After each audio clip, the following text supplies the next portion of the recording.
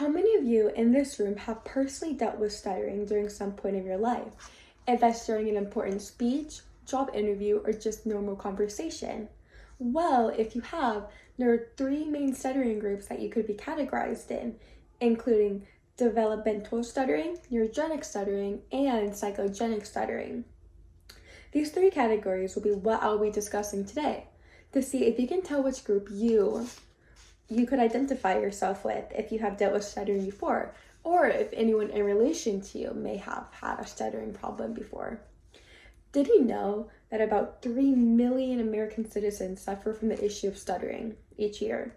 However, stuttering mostly occurs in children, with the most common ages running from 2 to 6, along with 5 to 10% of all children in America facing the issue of stuttering at some point during their lives. It is also said that boys are more likely to develop stuttering problems rather than girls. However, no evidence is able to back this up. 75% of children eventually grow out of stuttering as they leave their adolescent stages.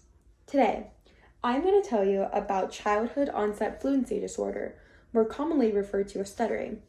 I will be going over the three most common types of stuttering that people get diagnosed with, so that by the end of this speech, you can take this information that I have shared with you today to see if you can self-diagnose yourself or anyone in relation that may deal with stuttering. The three main points that I will be discussing today deal with the three main types of stuttering, which are developmental stuttering, neurogenic stuttering, and psychogenic stuttering.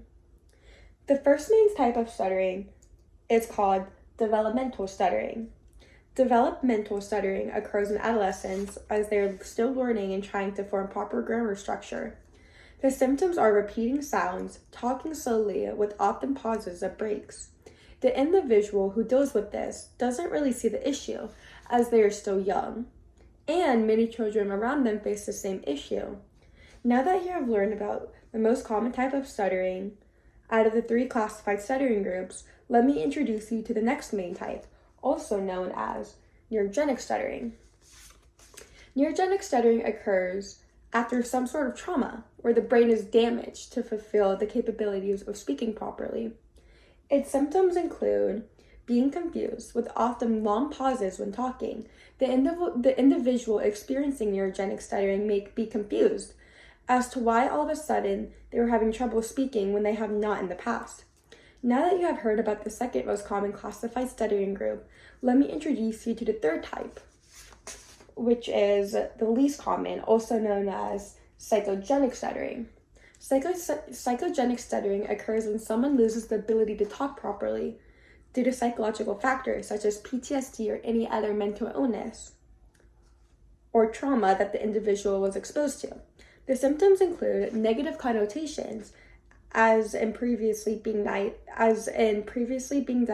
with the disorder, such as a personality disorder. The individual experiencing psychogenic stuttering may feel non-accepting as to why they are having trouble speaking properly with them, and oftentimes not accepting their psychological problems as well. Now that I have introduced you to the three main types that categorize stuttering, let me now move on to my summary. Developmental stuttering is the most common type, where it occurs in young children who have not fully comprehended their communication skills. Neurogenic stuttering is the second most common type of stuttering, where it occurs in people who have had physical trauma occurring in the brain, making it hard for the brain to correlate its job of performing verbal communication skills for its owner. Psychogenic stuttering is the least most common type of stuttering, where it occurs in people who have previously had psychological issues that affect their verbal and communication skills.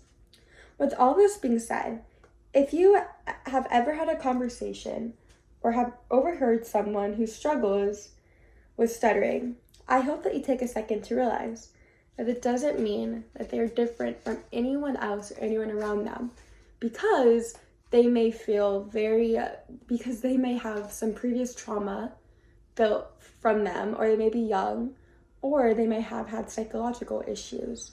So before you take a second to judge, I hope you take a second to realize that they may be dealing with something else behind the issue of stuttering. Thank you.